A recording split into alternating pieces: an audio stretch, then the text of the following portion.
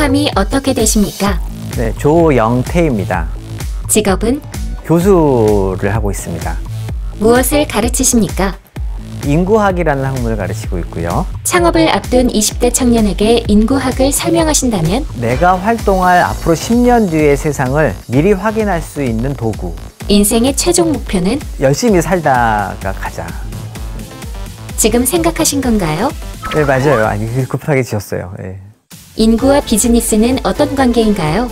비즈니스를 더 잘하기 위해서 기획할 때 반드시 고려해야 하는 요소.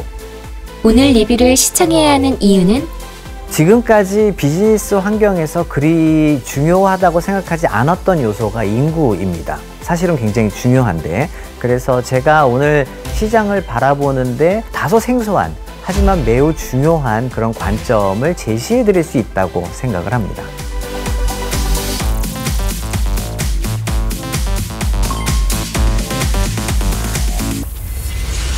적어도 이 앞으로 한 10년 후의 미래 시장을 읽는 핵심 키워드가 될 인구.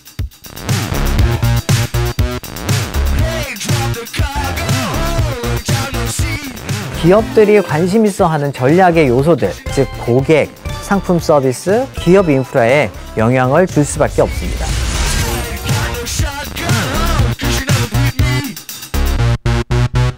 사실 인구만큼 앞으로의 비즈니스 환경, 비즈니스 시장을 내다보는데 정확한 지표가 되는 것은 없을 겁니다.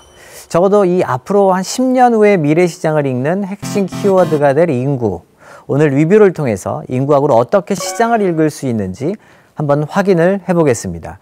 그 전에 인구학이 무엇을 공부하는 학문인지부터 한번 알아봐야겠죠? 자, 인구학은요, 한 사회 구성원들의 태어나고 이동해 다니고 그리고 사망하는 그런 일련의 요소를 다 공부하는 게 바로 인구학입니다. 근데 이 어떤 사회든지 그 사회를 구성하는 건 결국 사람들, 즉 인구죠. 이 사회를 구성하는 인구가 가장 기본적인 단위인가 동시에 또 생산과 소비의 주체가 될 수가 있죠. 시장의 규모를 결정하는 것도 인구이고요.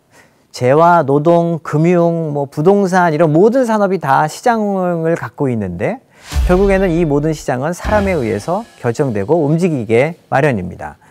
그래서 인구 변동은요, 필연적으로 사회 변동을 촉발하고 사회 변동은 또 필연적으로 시장에 영향을 줄 수밖에 없습니다. 이 그림을 보시면요, 옆에 인구 요소가 있습니다. 이게 인구를 구성하는 세 가지 주요 요소인데요. 이게 우리가 다 알고 있는 인구 현상을 낳아요. 고령화, 저출산, 가구분화, 지역분포 등의 우리가 이미 알고 있는 인구 현상을 낳는데요.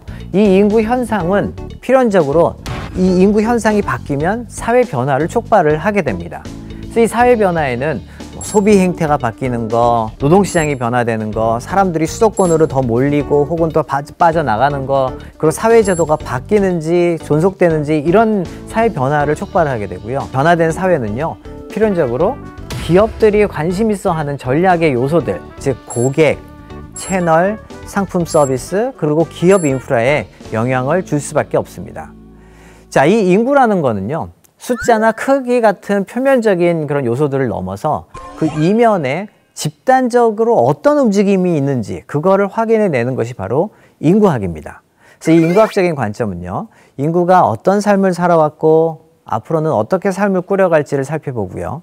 그리고 이 인구학적인 관점으로 만약 시장을 들여다본다면 미래 시장의 상당 부분이 오늘의 인구를 통해서 이미 정해져 있다는 것을 확인을 할 수가 있을 겁니다. 인구로 비즈니스의 미래를 보는 거죠. 예를 한번 들어봐 드릴게요. 뷰티 시장을 한번 생각해 봅시다. 화장품 시장이에요. 최근 몇 년 동안 굉장히 많은 기업들이 그 화장품 시장에 뛰어들고 있습니다. 여기에는 대기업도 있고 중소기업도 있고요.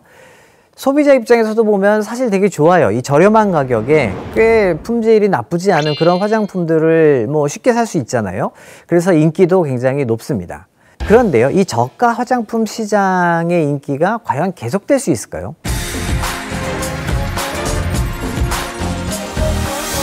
그 답을 인구학에서 한번 찾아보죠. 자, 일반적으로 이 저가 화장품 시장의 주요 고객은요, 10대 후반에서 20대 후반에 있는 여성들입니다. 근데 이 저가 화장품의 그렇다면 시장의 기본 규모는요, 결국 10대 후반에서 20대 초반에 있는 여성들의 숫자일 거예요. 2020년을 기준으로 했을 때 우리나라에서 거주하고 있는 내국인 중에 18세에서 29세 여성의 숫자는요, 약 760만 명입니다. 그러니까 현재 760만 명의 그 여성들이 18세에서 29세에 우리나라에 살고 있다는 얘기죠. 그런데 2030년이 되면 요 18세에서 29세 여성의 인구는 약 567만 명이 될 예정입니다. 2020년에 8에서 19세인 여성들이 10년이 지나면 18세에서 29세가 되잖아요. 그렇기 때문에 이 10년 뒤의 인구이지만 거의 정확하게 우리가 이걸 예측을 해낼 수가 있습니다. 약 762만 명이었던 타겟 인구가요, 10년 뒤에 192만 6천 명 정도가 줄어든다. 그거는 결국에는 그만큼 시장이 축소된다는 것을 이야기를 하는 거고요. 결과적으로 저가 화장품의 시장은 오늘에 비해서 10년 뒤에 약 25%가량 줄어들 수도 있다는 것을 의미하겠죠. 그래서 이 분야의 비즈니스를 하고 있고 혹은 고려하고 계신다면 간과해서는 안 될 굉장히 중요한 사실이 바로 이렇게 타겟 인구 집단이 규모가 줄어든다는 그런 사실입니다. 이것이 우리가 비즈니스를 하는 데 있어서 인구학적인 관점으로 비즈니스를 바라보고 또 적용하고 그에 따라서 중장기적인 전략을 수립해야 하는 이유가 되죠. 5년 뒤 2025년이에요. 대한민국의 모습이 어떻게 바뀔까요? 4차 산업혁명? 지금 굉장히 많은 사람들이 이야기를 하죠. 남북 간의 관계가 좀 좋아진다? 또 지금 코로나19가 지나고 난 다음에 또 다른 바이러스가 출현하지 않을까? 이런 생각도 해볼 만하고요. 자, 이 나름대로 예측이 가능한 이런 요소들, 이것들이 대한민국의 미래를 바꾼다고 저도 동의합니다. 그런데요, 여기 이들의 공통점이 있습니다. 이 공통점이 바로 뭐냐면요, 불확실성이라는 거예요. 고작 5년 뒤의 일인데도요, 그 어떤 것도 확실하게 언제 어떻게 발전을 해나갈 거다, 언제 어떻게 변화할 거다라는 것을 설명할 수 있는 것은 전혀 없습니다. 수많은 불확실성들 가운데에서 확실한 무언가가 필요할 때 그때 볼 수 있는 게 바로 인구입니다. 통계학 분야에서 세계적인 권위자 이 한스 로슬링 교수님은 일주일 뒤의 날씨는 정확하게 예측하기 어렵다.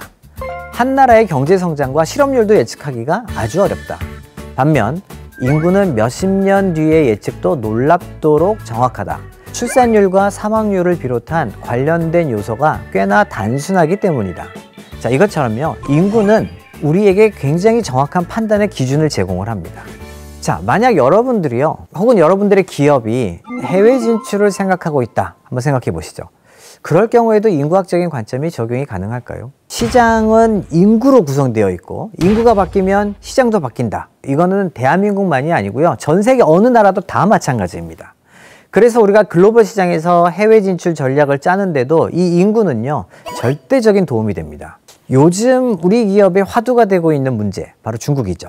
15년 전에 중국에 제조 공장을 지었던 기업들이요, 이제 문을 닫고 중국에서 막 나오고 있는 상황입니다. 그래서 굉장히 궁금한 게 이거죠. 과연 포스트 차이나로 어느 나라를 찾아가야 되느냐? 자, 이 아시아 국가들 중에서 어느 나라가 포스트 차이나 위치를 차지할까요? 인도가 될까요? 베트남이 될까요? 혹은 말레이시아가 될까요? 이 해답도 역시 각국의 인구가 중요한 키워드가 될 수가 있습니다. 잠깐 말씀을 드리면 인도를 한번 떠올려 보세요. 인도는요, 지금 현재 인구는 아직은 14억이 안 됐습니다만 곧 14억이 됩니다. 지금 현재 중국이 14억이니까 수년 내에 인도가 전 세계에서 인구가 제일 많은 나라가 될 거예요. 인구가 많다는 거, 일단 기본적으로 뭐 시장도 클 거고 당연히 젊겠죠. 젊은 인구가 굉장히 많다. 제조업하는데 굉장히 좋은 그런 환경을 제공해 줄 수 있을 것 같습니다. 그런데 아직 교육 수준이 매우 낮아요. 그리고 언어와 종교가 다양합니다. 그럼 우리가 고려해야 할 변수들이 등장을 한 거죠. 베트남을 한번 생각해 보세요. 2019년 작년이었는데요. 베트남은 작년에 인구 센서스를 했는데 그때 인구가 약 9,700만 명으로 나왔습니다. 평균 연령이 한 28세 정도 되거든요. 교육을 참 강조를 하고 있는 나라입니다. 언어도 당연히 하나에 있고요. 자, 그런 경우에 과연 이 나라가 인도랑 비교했을 때 제조업을 한다면, 혹은 제조업이 아니라 다른 것을 한다면 어떤 환경을 제시해 줄 수 있을까? 머릿속에 떠오르는 게 있을 겁니다. 말레이시아를 가본다? 말레이시아 인구는요, 약 한 3,250만 명이 있는데요. 젊은 나라입니다. 지금 현재 중위 연령이 약 한 30세인데 그런데 말레이시아는 아시다시피 인종과 종교, 언어도 굉장히 다양합니다. 이런 것들이 장점이 될 수도 있고 혹은 단점이 될 수도 있겠죠.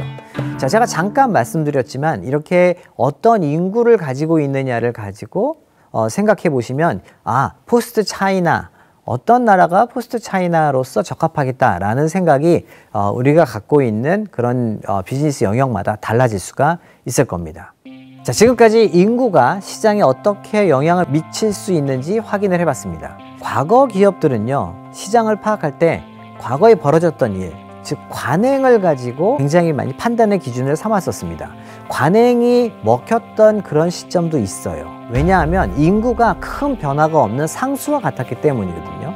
그런데 만일에 인구가 변화하고 그것도 굉장히 빨리 바뀐다. 그런 경우에 과연 관행이 과거처럼 작동을 할 수 있을까요? 당연히 작동을 잘 못할 겁니다.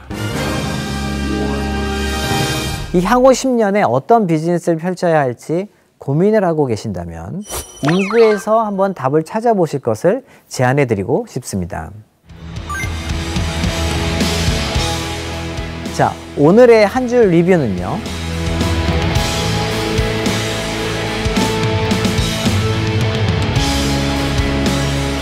비즈니스의 중장기 전략을 준비를 한다면 인구학에서 답을 찾아라 입니다.